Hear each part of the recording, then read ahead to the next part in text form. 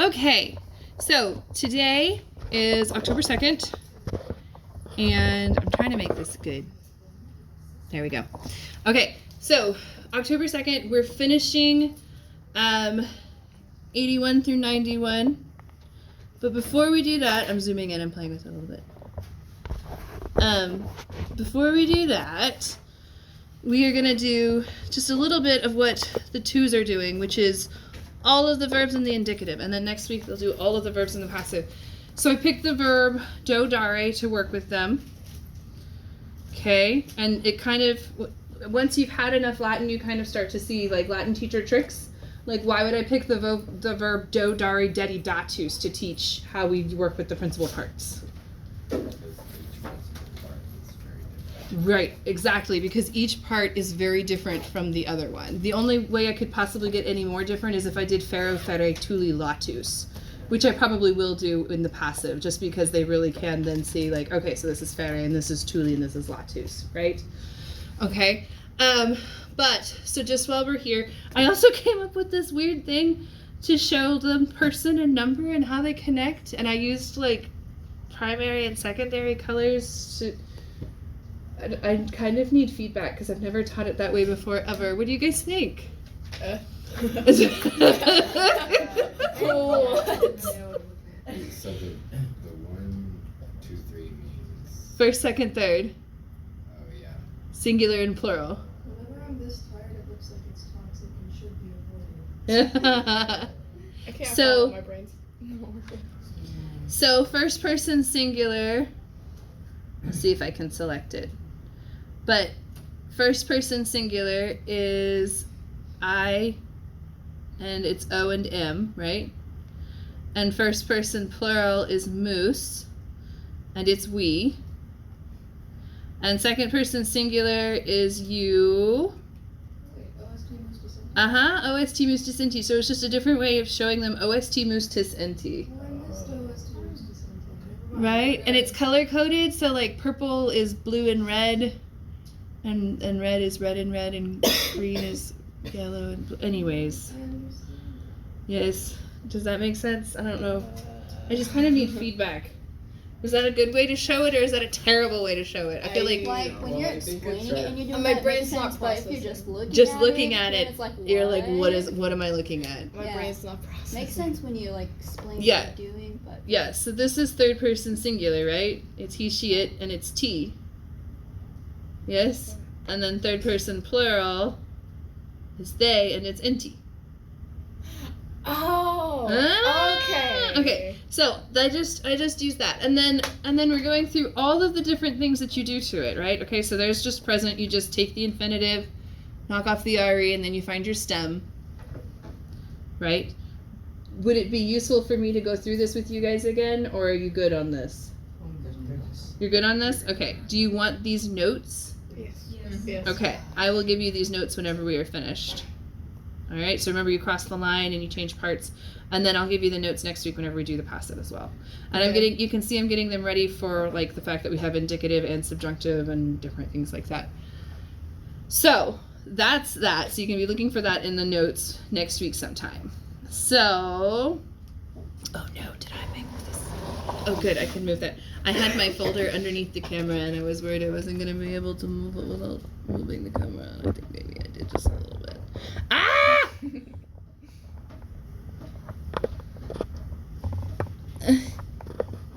This is a work in progress. We'll get faster at this and better at this. No, we won't. We never will. It's okay. It'll always take exactly this long. Okay, so we only got down through, and we just kind of very quickly finished up 86 and 87. So we're going to pick back up with 86 and 87. If you ever are absent and want to look at my actual handwritten notes, these are my notes for 81 through 91. I'm orange, and Davis is purple. Micaiah and Deja, I'm talking about you. Micaiah and Deja opened this and were like, what does this say? So I think they were very, very happy to have the recording. So we'll continue to do recordings. But anyway, so yesterday for 81 and 91, we had like 5 different 4 or 5 different rhetorical devices just in the first couple of lines. And then a couple lines down, we had another different rhetorical device with synchesis. Okay, so synchesis, whenever you go other places, it's also called interlocking word order. Okay, synchesis or interlocking word order. In fact, when I was in college, I think they only ever called it interlocking word order, which I think is unnecessarily wordy. Why wouldn't you just use the Greek word that means interlocking word order? Synchesis. Right? It's not like Thermopylae to hot gates where you actually save a syllable, right? Okay, different.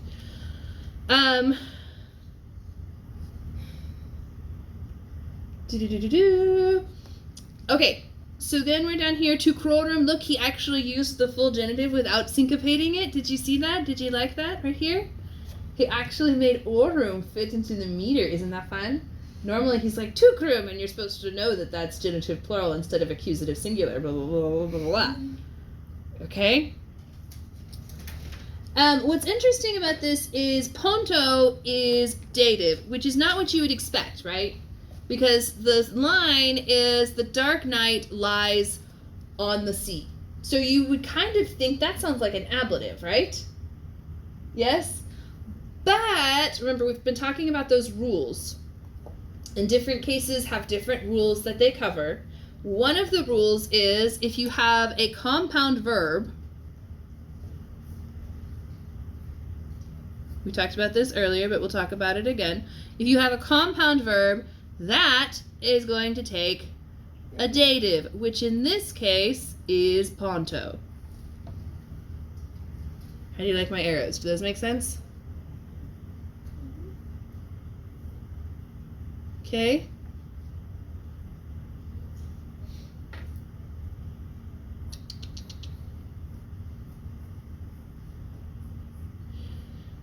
Okay, then you have intonuera, and I know Fast Talker mentioned it, but it's worth talking about again. Intonuera is actually a syncopated form for what form? Intonuerunt. Very good. Perfect. Very good. So it's actually the perfect intonuerunt. Poli is your subject. Okay, so the poles are resounding, and the sky flashes with frequent lightnings, with frequent fires, but meaning lightnings. Okay, and then, like, just how poetic can you get? Okay, praesentem goes with mortem. So you have, like, this kind of this whole idea where, like, we have present for the men, threatening all things death. Yes? Okay? That's how he's writing it. Like, you're building up to what's happening presently. Oh no, they're gonna die! Right? Okay? So it's like, you know, you have those really funny scenes where the kids are in danger, and then one of the little kids says, "We're all gonna die!" Right? Okay? That's what this line is. It's the little kid saying, "We're all gonna die!" Okay? Or dash, "We survived, but we're dead." That's later. Those That's funny later. Little scenes where the kids are in danger. Yeah, but you know they're gonna make it because it's that kind of movie where they're not actually gonna kill a child. You know the ones I'm talking about. Okay, so that means that viris is dative, and it's a dative of reference, I think. It could be a different dative, but I'm going with a dative of reference. Let me check far. I checked far earlier. I don't think he said anything, which means that it's nothing special. Anytime I'm looking at it, I'm like, what is this? And far doesn't tell me, it means I'm being stupid.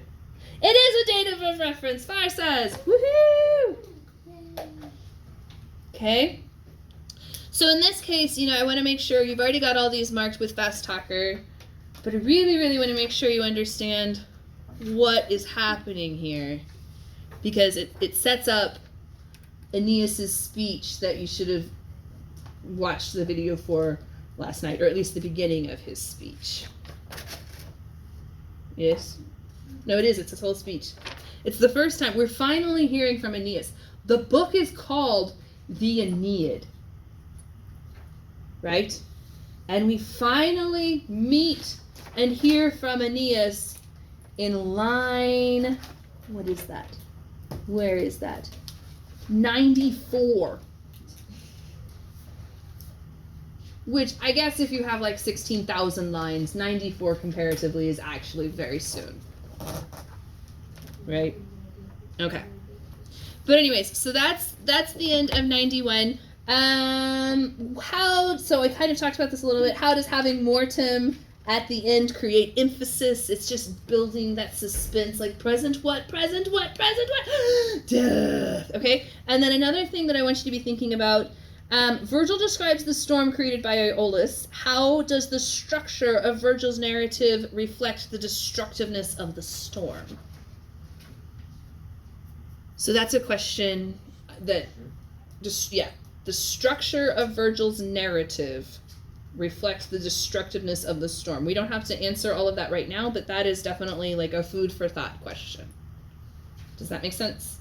Okay, so remember we talked a lot yesterday about imagery and the imagery that he creates, and he's got things here and he's got things there, and he's got sound imagery, and he's got like with his chiasmus and his synchesis. Okay, the chiasmus literally puts the spear in the middle of the mountain so you can hear it hitting it and you can see it hitting the mountain. Okay, different things like that. But that's not even the storm. Okay, but like you could just go with diction, right? You have turbine and you have ruunt and perflant and then incubera, right? Okay, incubera meaning, it lies over the whole sea, so there's this oppressiveness and from the lowest seats, and eripiunt, they snatch away. Oh, there it is. That's the part I want to talk about. Suddenly, those clouds snatch away the sky and the day from the eyes of the Teucrians. I'm in line, what line is that? 88 and 89. Okay? So if I were writing an essay about that passage, I would definitely write about the visual image of the light of the clouds snatching the sky and the day from the eyes of the Teucrians. Okay? Eripiunt is not just like, haha, swipe or no swiping, like violently ripping it from them. Okay? Does that make sense? Okay.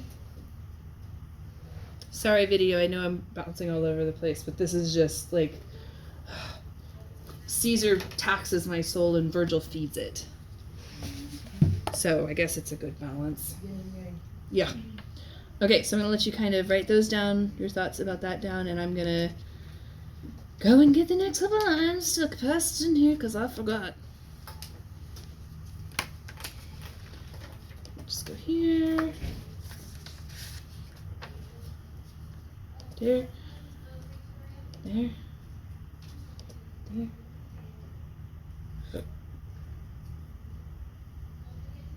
Sorry, video people. No, you can't go to the bathroom. I'm almost done.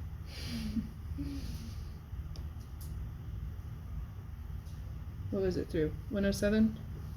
And then he didn't get to 106 through 107 at all, so we'll have to really make sure that we hit that.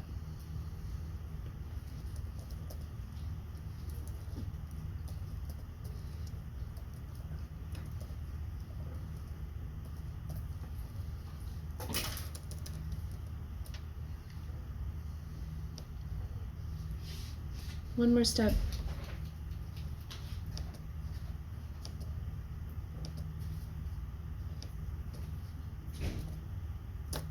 Okay. So, well, we actually get introduced to Aeneas in line 92, but still, like 90 lines in, we're finally meeting the title character. Yes? Okay. Extemplo is just another word for suddenly. Subito, it's probably a meter thing. Why would you use extemplo other than subito? The only reason I know of is meter, but there could be someone who knows more than I do that disagrees. Okay?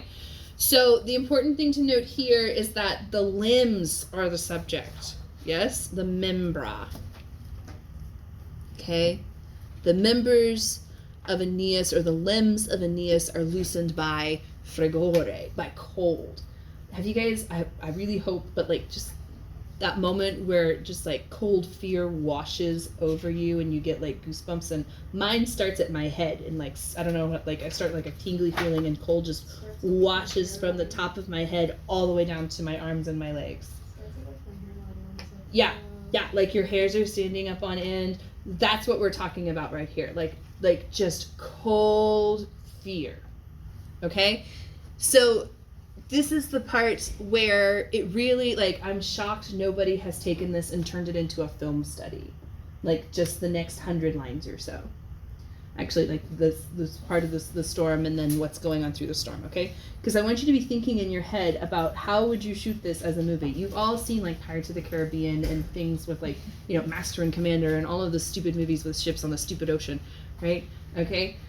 And, you know, there's the part at the beginning where they're introducing all the characters and, like, they're joking back and forth and they zoom in on this guy for just a second and he says something funny and makes everybody laugh, and everything's fine and the sky is shining and blue, and then the sky is snatched from their very eyes. Like, the cloud just descends upon them, yes? In the movie, it's like just a wave of clouds enveloping them, and enveloping them is the right word, yes, completely covering them, okay? So that's where we are. That's what was happening before Aeneas's limbs went cold, yes? They were loosened by cold, not just went cold, but like were loosened, are loosened by cold. And notice we're in the present tense because we're excited, yes? Not like in a good way excited, like we're nervously excited, like this is scary. So we're in the present tense. It's the historic present. Okay? All right. Duplices should actually be duplicace. That's just a script difference. Okay? But everybody good with fragore being ablative of means or instrument? By what are his limbs loosened by cold? Okay. Notice tendons, you see that NS and you know it's a present active participle. Everyone okay with his abbreviation PAP? Okay. So remember that participle is the verb hybrid. It's verb plus adjective. Right? Okay. And this time, whom is it describing?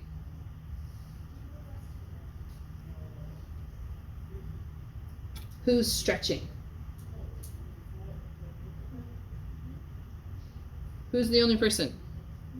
Aeneas. So this refers back to Aeneas. Okay? So in Gemmet, he groans and stretching both palms, okay, so duplicates, to the stars. But notice, because tendons is a verb, that's where we get duplicates palmas, not as a subject, as our direct object. Okay? It's the direct object of the participle tendons. Everybody with me?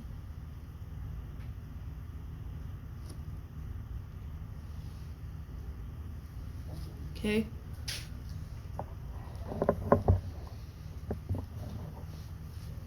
Okay.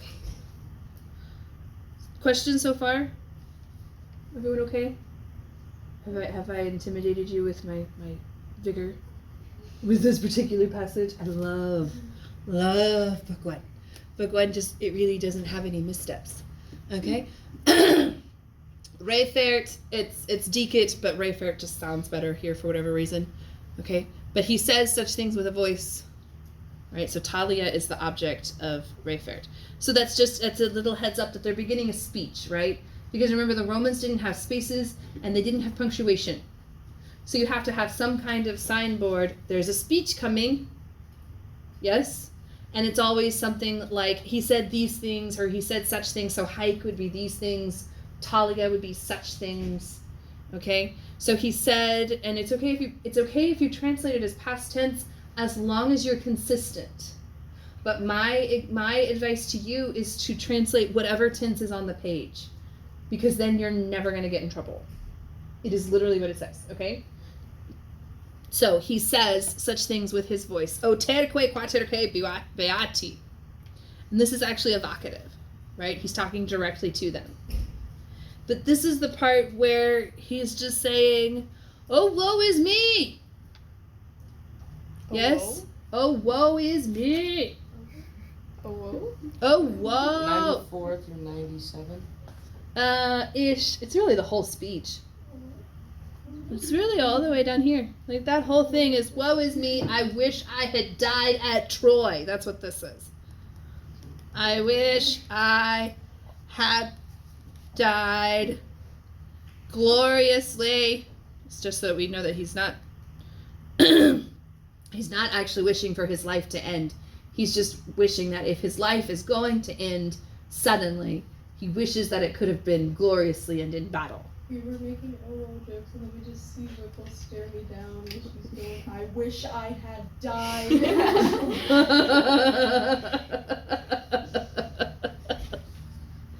Okay?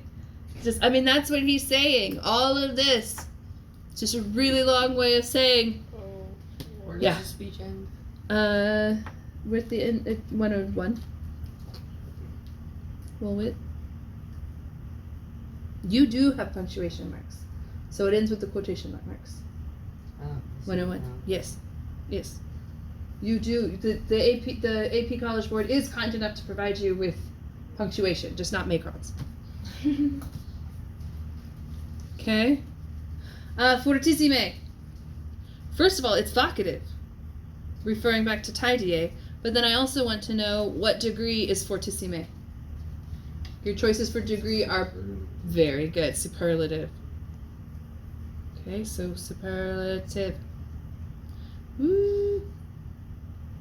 And then this is kind of weird. It's a double genitive, but it's not a double genitive. Like, it's just, oh, strongest of the race of the Danaans. Right? Okay, it's a strange way of saying the strongest of the Greek race. Yes? It's a you can get there in Latin. It just kind of is an odd way. Like, if you said it that way in English, people would look at you strange.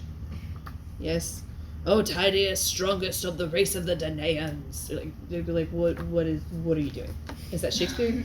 Well, that's not even in meter. What are you quoting? Okay? And then this is where he's so distraught, he stops conjugating his verbs, and his subjects are in the accusative. Yes? So potuisse is actually your main verb. And what's interesting about potuisse, first of all, it's the perfect infinitive. Okay? So it's basically, I could have laid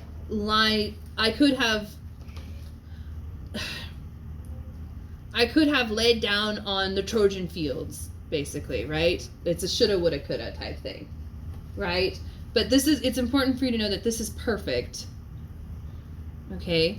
And it takes infinitives. It takes one infinitive, two infinitive, any other infinitives? No, just those two. So we have ocumbra and effundera as complementary infinitives with potuisse, which, remember, potuisse is from possum. Posse, potui. Yes? To be able?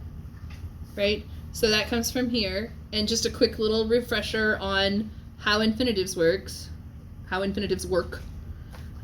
You make the passive infinitive by taking the stem. I'm sorry, not the passive. You make the perfect infinitive by taking the stem and adding isse, and then it means to have been able. Haha, it's like magic, right? But notice isse is really just a corrupted version of esse. Does everybody see that? And then if I've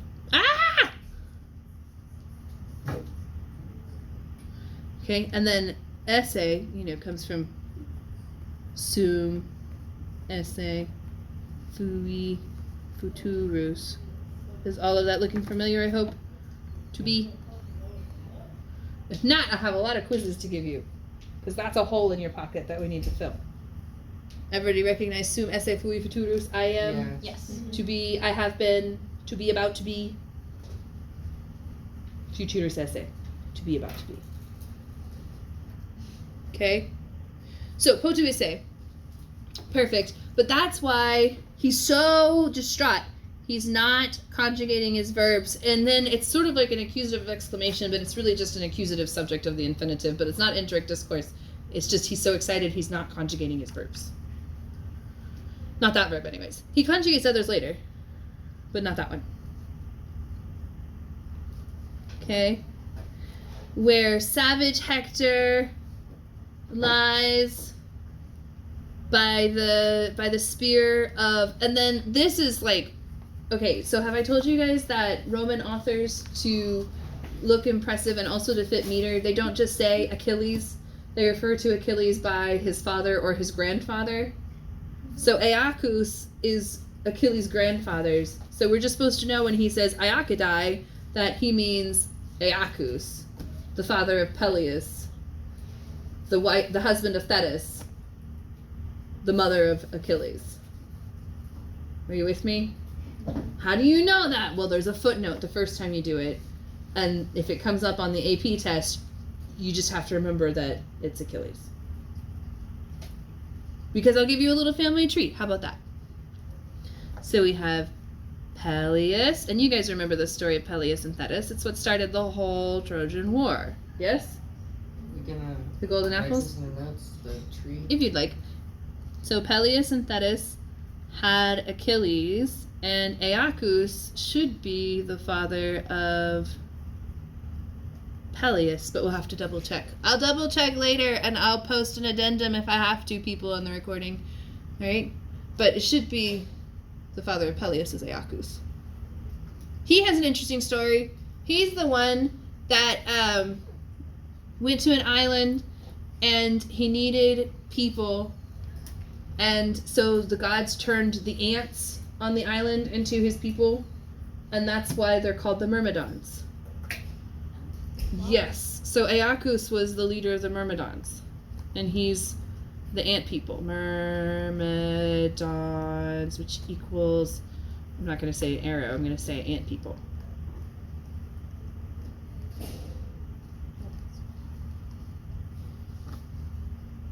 I might have misspelled Myrmidons.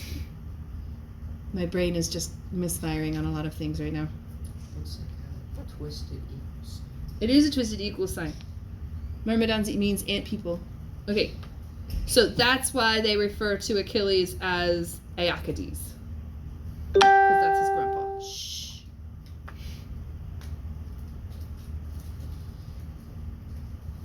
Okay. All right. I don't have a whole lot to add. But this, everybody see, ubi tot simois corrupta, ubi undis, ubi engen sarpedan, ubi hactor. What is that? Anaphora. Very good. Okay, anaphora. So, it's not enough to identify other than what rhetorical device do you see in this line? Anaphora. Otherwise, if you're using it in an essay, you have to say, so what? So what does it do whenever we say, ubi saevus hector, ubi ingen sarpedan, ubi tot sumois? Yes? Or ubi tot correpta scuta virum. Okay? So ubi, why are we anaphorizing here? Yes, it is emphasis. So just really emphasizing the Trojan, he set up here the Iliacus, where did it go? The Iliacus campis. Yep. Yes. Okay, so right here, the Iliacus campis. So that ubi refers back to that, the Trojan fields where I would be with Hector, and where I would be with Sarpedon, and where I'd be with all the other men who died.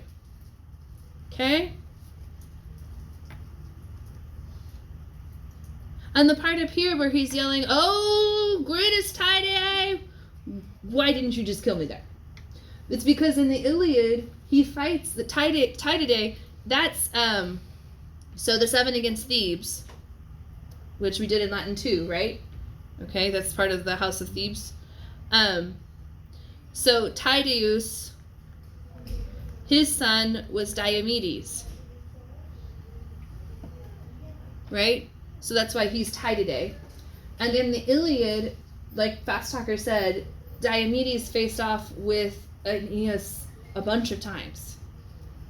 Okay? If you decide you want to read the Iliad, I might do something extra credit with that, but if you do decide to read the Iliad and you're looking for what translation to get, the Lombardo, Dr. Stanley Lombardo's translation is not the most accurate, but it's definitely the most entertaining. Right? That's the one where there's a part where Paris is like popping in and out of the battle line and taking pot shots at the different Trojans, and he hits Diomedes in the foot with an arrow, and like so then Diomedes is out for the day. Like you can't sword fight with a busted foot, right? A pierced foot. So Diomedes, before he goes off to get healed up by the sons of Aesculapius, who are on the Greek side, he yells at Paris, "Paris, you curly-haired pimp of a bowman, come out and fight me man to man." That rhymed. Yeah, curly-haired pimp of a bowman. I know what each of those words mean individually, but guys, I first read that in 2004. It is now 2019. It has been 15 years, and I still do not know exactly what Dr. Stanley Lombardo intended to say with that particular turn of phrase. You curly-haired pimp of a bowman. I don't like... What is that? Is he calling him a sissy and a pimp? Is he saying that he is a is he saying he pimps out bowmen? I'm just... So he's a bowman and he's a pimp because of freaking... Yeah, but like I still don't understand how all of those things go together. Like I don't understand. It's made me think about it for 15 years. Like there's no other translation of the Iliad that I'm like, oh. And then there was another line like every day, because whenever we did this with Mog and we had the whole year to do the Aeneid, we also read the Iliad because we had time to do that. Every day we would come in and Brad Klein would turn to me and be like, all right, what did your translation say last night? And I was like, well, someone died and fell off the chariot, and then the translation said, and he writhed as if making love to the earth. And I was like, what does that mean, Brad? What does that mean? He's like, he just kind of pats me on the head and says, oh, honey. I was like, it's like I said, it's highly entertaining. So Dr. Stanley Lombardo, it's actually, if you're looking for it on Amazon, it's the one that has a picture of D-Day on the cover. I do have a copy. I don't know if I have it here, but I do have a copy somewhere. If you'd like to just flip through it. His translation of the Aeneid bothers the heck out of me because I know what the Aeneid actually says. And whenever he translates it wrong, I'm like, no, that's not what it says. Like, that's not even close to what it says. Like, that's not even creative license. That's just wrong. That's like fan fiction. But I can't read original Greek, so I don't have that problem with his version of the Iliad. So that's my 2 cents. Okay. I do want to go down definitely to just another thing that he didn't mark, Fortia Corpora. That's the direct object of Woolwit. And Woolwit is taking several